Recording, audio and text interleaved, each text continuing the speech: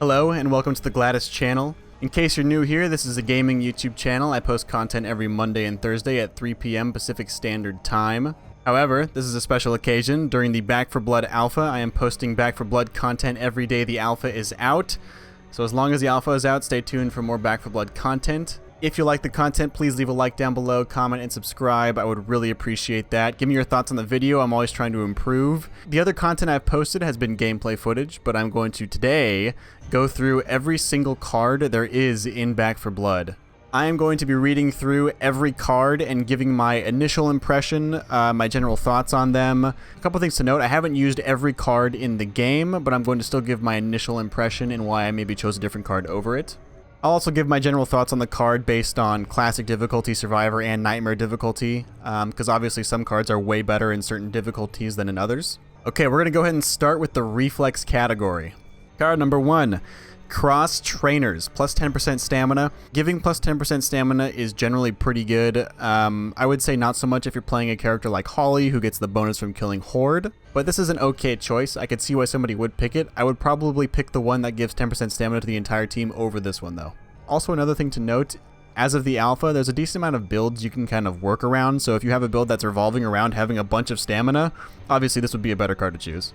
Rhythmic Breathing, plus 30% stamina, minus 20% slow resistance. In general, this seems pretty decent, especially if you're building a deck that is revolving around stamina, but the slow resistance, if you're hoarded or you're hit by a Hawker, the slow resistance definitely is pretty detrimental though.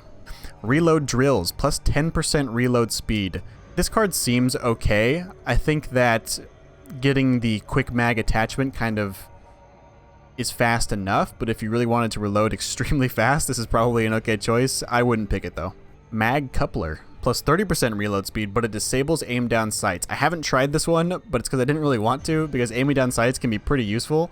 But if you're using like a shotgun, honestly, most of the time I'm using a shotgun, I don't aim down sights. So this is actually pretty useful if you're going for a shotgun build, I would think. The next one, Meth Head, stat. Plus 60% melee attack speed, plus 60% melee stamina efficiency, and minus 30% trauma resistance. This seems pretty darn good for a melee build, but with the trauma resistance, the build would probably be based around just running around, hitting, running around, and kiting enemies. So, but if you're going for a melee build, it seems pretty solid. Next one, Ridden Slayer, plus 10% weak spot damage.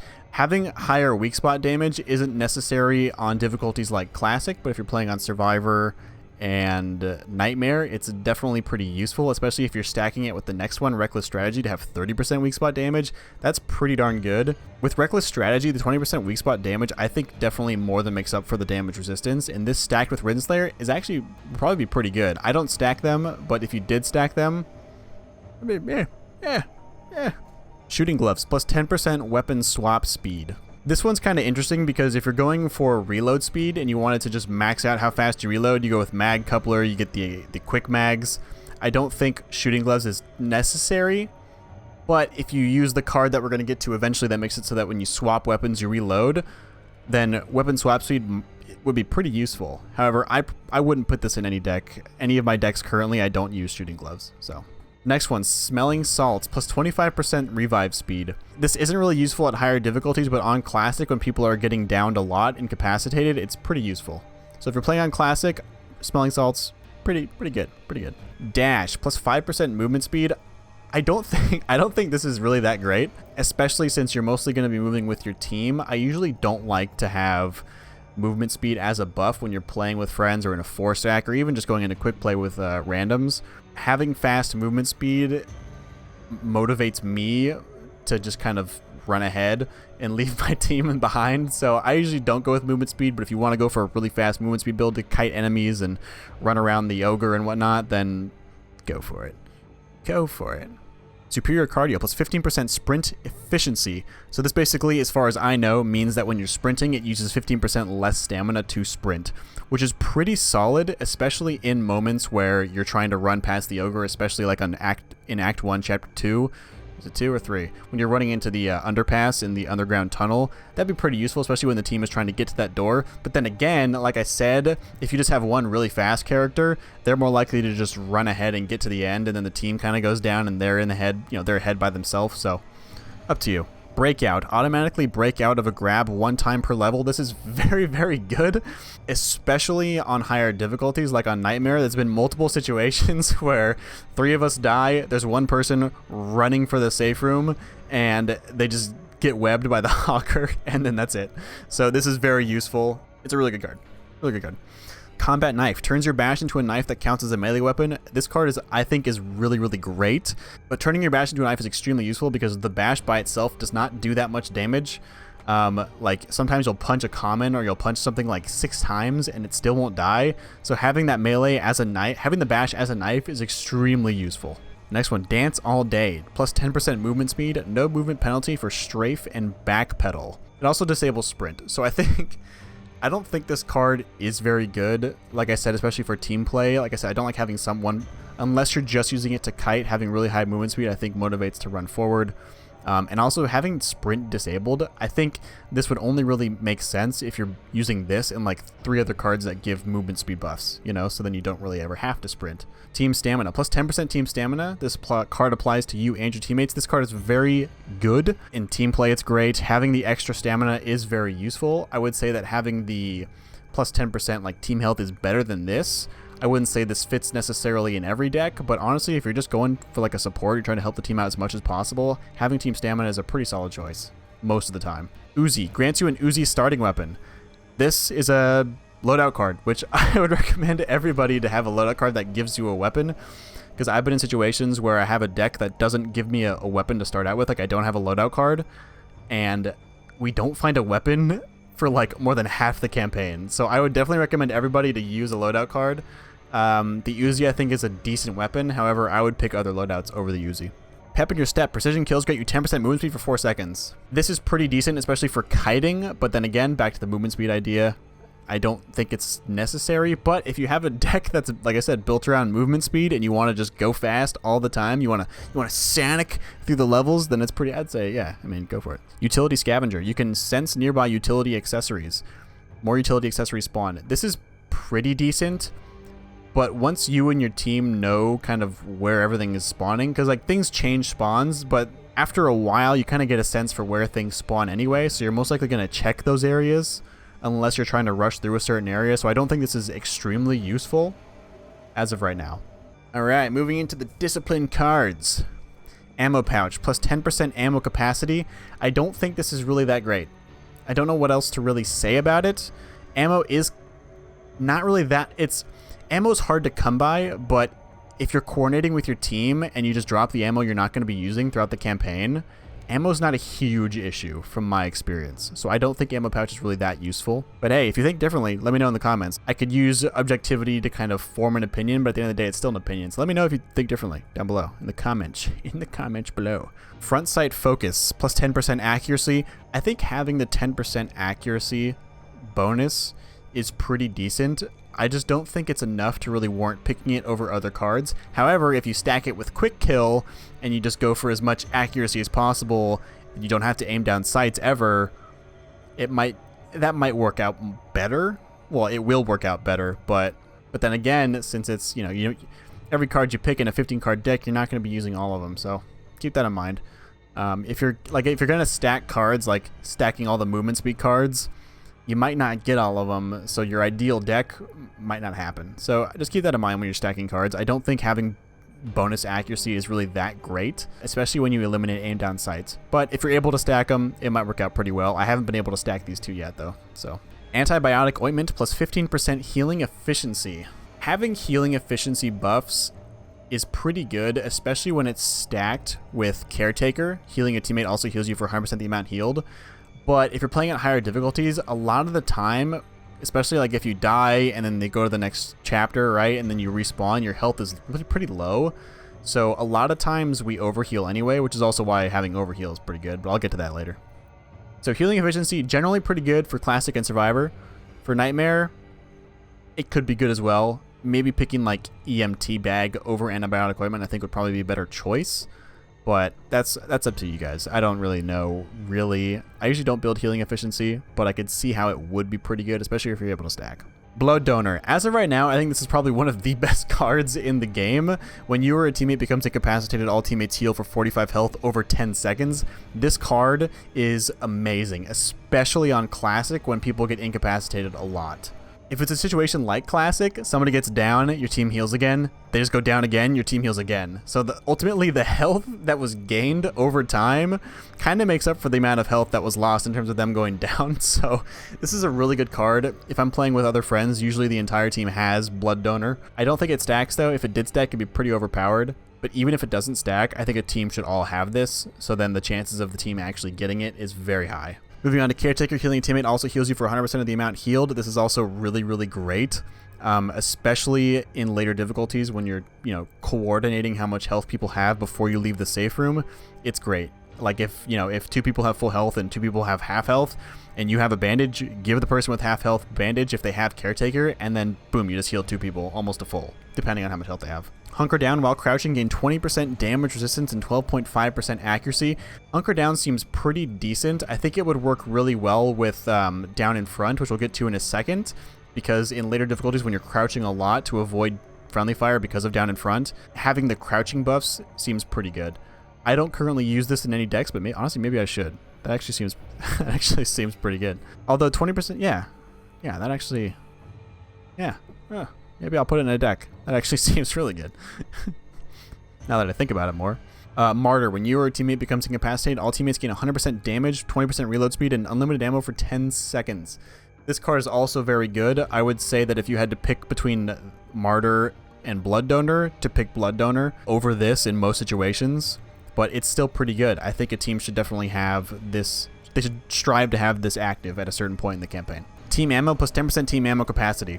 Now, I would definitely recommend, if you're going to be picking ammo pouch, to just pick team ammo. If you're going to stack them, then that's different, but if you're just going to pick one of them, just pick team ammo, because then it affects everybody. Now we're getting to these 2 loadout cards, the AK... Okay, so I'm just going to talk about the loadout cards for a second.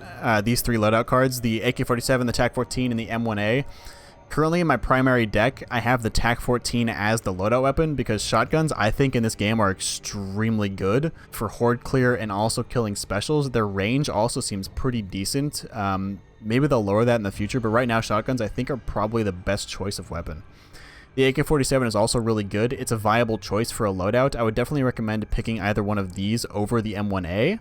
But if you're in a team comp and you're coordinating who has what weapon, having like 2 shotguns, an AK, and an M1A might be a good choice. Having one person in the back with that range and accuracy might be pretty good. But I definitely go with the TAC-14. It's good to coordinate with your team what weapons people have, just to get the, a good weapon diversity, but also try to maximize efficientness when you're killing horde, etc. Down in Front. If you're playing on any difficulty that's not classic, get Down in Front. I would honestly pick Down in Front over almost any other card in Survivor or Nightmare difficulty, because then when you crouch, you don't get friendly fired, which is amazing. You'd be surprised just how many times your team friendly fires. Now, if you're playing with a team and you're really coordinating a lot, you might not hit the team as much, but especially if you're playing in quick play or with randoms, definitely have this, because a lot of people I played with, like randoms, they do a lot of team damage. So this is an amazing card. I would recommend this in almost every deck. Ammo Scavenger. You can sense nearby ammo. This is pretty decent, but like I said before, if you're coordinating with a team who has what ammo, it's not that useful overall. However, if you don't know that many of the loot spawns, it might be good to have it just to learn where things spawn. But once you get an idea about where things spawn, you're probably going to be okay on ammo, especially if the team is coordinating. But if not, then maybe this would be useful in like quick play or with randoms. Weapon Scavenger and Support Scavenger. Same idea as Ammo Scavenger, except you see weapons and support items.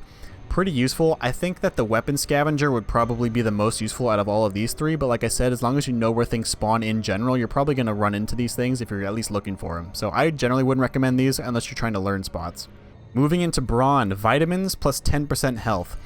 It's the same idea as the ammo capacity. There is a card that gives 10% team health. I'd recommend just picking this one over vitamins unless you want to stack health, but like I said, being able to stack things isn't guaranteed, so I'd pick team health over this any day of the week. Canned Goods plus 30% health minus 10% stamina. This card I think is really useful, especially at higher difficulties. Having 30% health is pretty great. Now, if you're able to somehow stack Canned Goods, vitamins, and team health, that would be really good. That'd be 50% health bonus.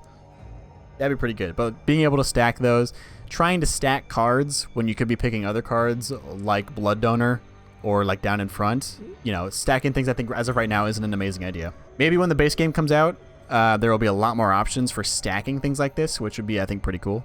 But Canned Goods is in my main deck right now, so I'd recommend it. I think it's pretty good. The minus stamina, although I play as Holly, and Holly gets that stamina boost when you kill common, so the minus 10% stamina doesn't affect me as much as playing as Holly, which is normally who I play as. Batter Up, 25% melee damage, 25% cleave power. This is pretty solid, especially if you're going for a melee build. I've seen a build where somebody, like, the whole build's revolved around just using melee and healing off melee, so Batter Up, pretty solid, especially if you're only going for a melee build and not using any weapons. Batter Up and Mean Drunk together are amazing, especially if you could somehow stack with Berserker and Triumph.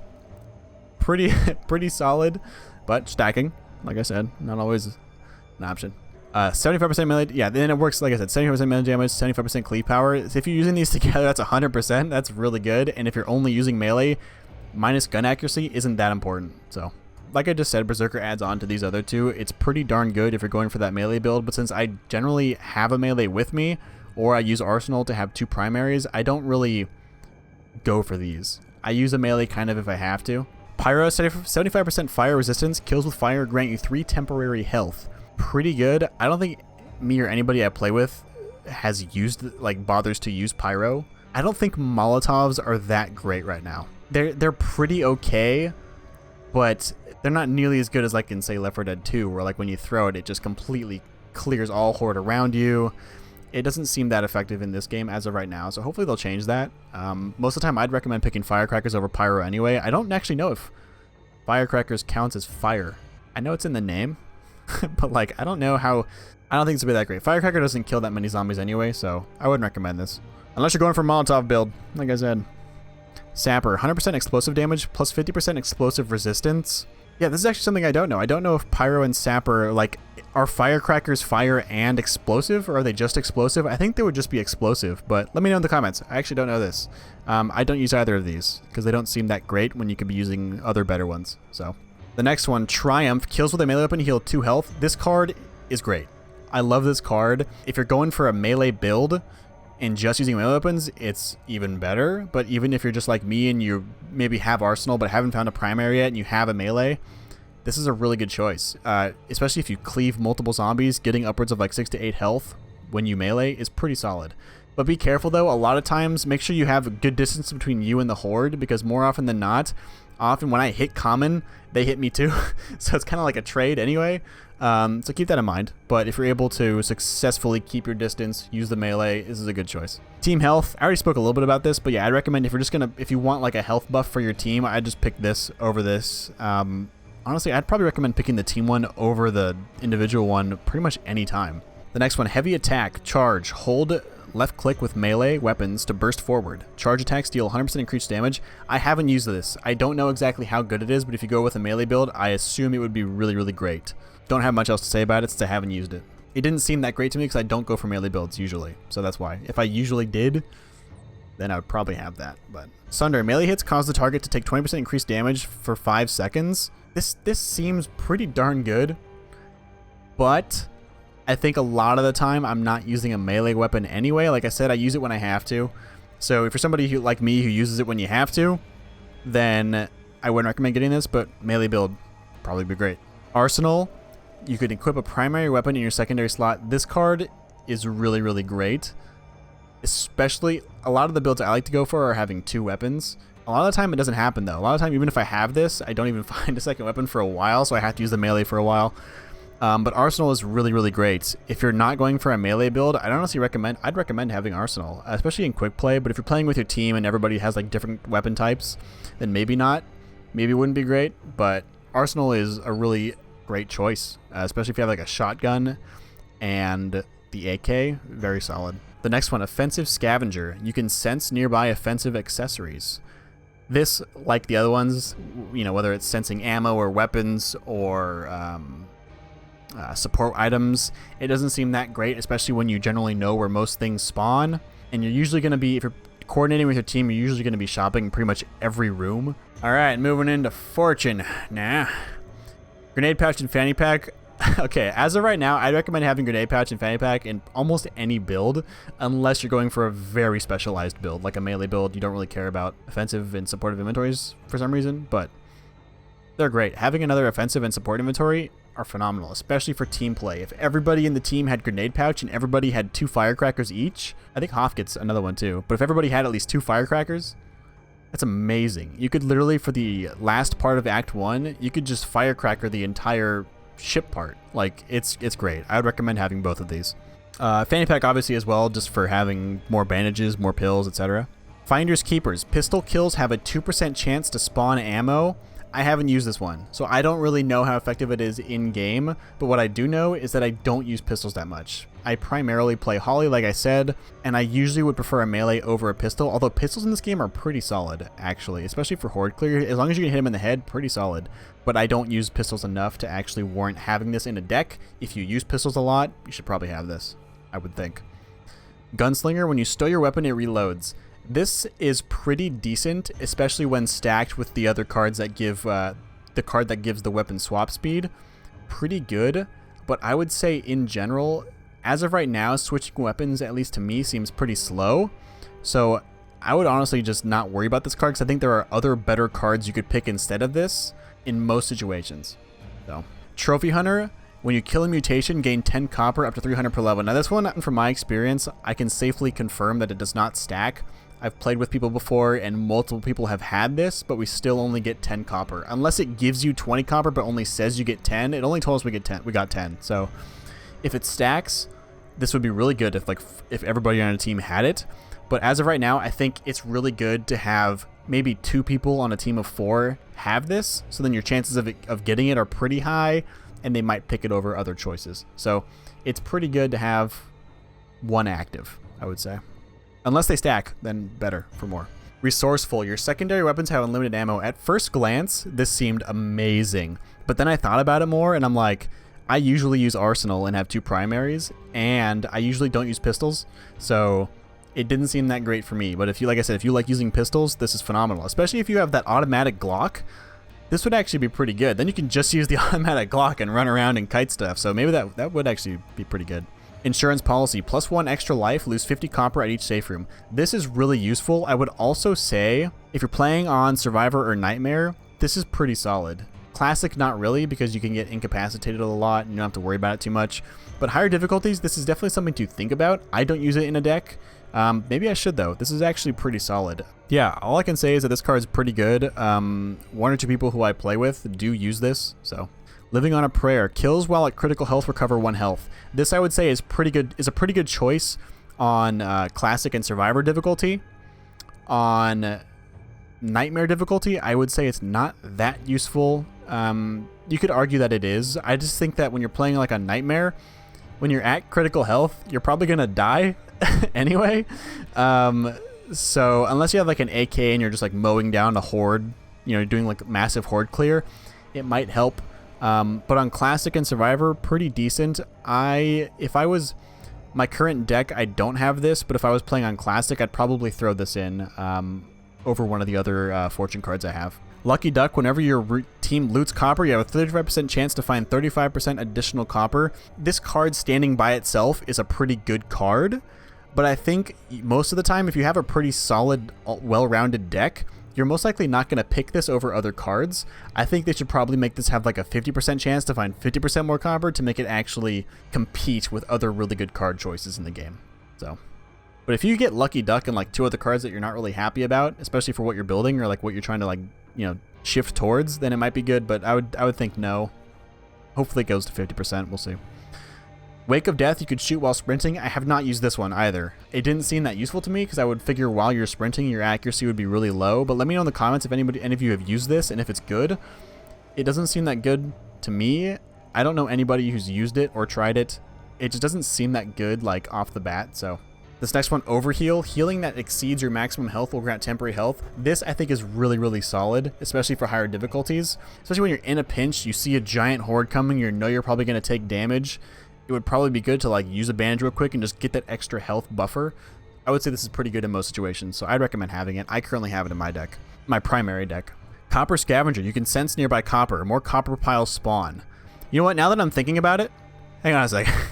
Now that I'm thinking about the scavenger items, the ones where you actually find stuff, looking back at the scavenger cards, I did not realize, for some reason my mind just completely blanked out that you actually find more like offensive accessories and medical accessories, but I don't think that it makes me think that they're that much better, because I think that ultimately you'll find enough accessories. And right now, because like when it comes to deciding between buying like an attachment over accessories, I think attachments right now are way too expensive. So I think that most people are going to be buying accessories anyway and maxing out accessories. So I think that as of right now in the alpha, with your team buying a lot more accessories than they are, you know, attachments and whatnot, I think, and ammo, but ammo, we usually don't buy ammo that much either. I think that with the more amount you're going to be finding, I think your team's already going to have maxed out their amount that they could hold. So, but, you know, let me know in the comments. Let me know if I'm just horribly wrong. Okay, we talked about overheal, copper scavenger. Yeah, okay, so same idea. I think that this one is a little bit better than the other ones because just more copper spawns. The excess amount of copper that spawns, I think, would maybe be enough for one person to buy, like maybe 1 or 2 people to buy like a bandage. Maybe it'll be like 200 to 300 more copper throughout a whole campaign, which I don't think is that great. Although for Nightmare, maybe it is, but I think there are other better card choices over something like this.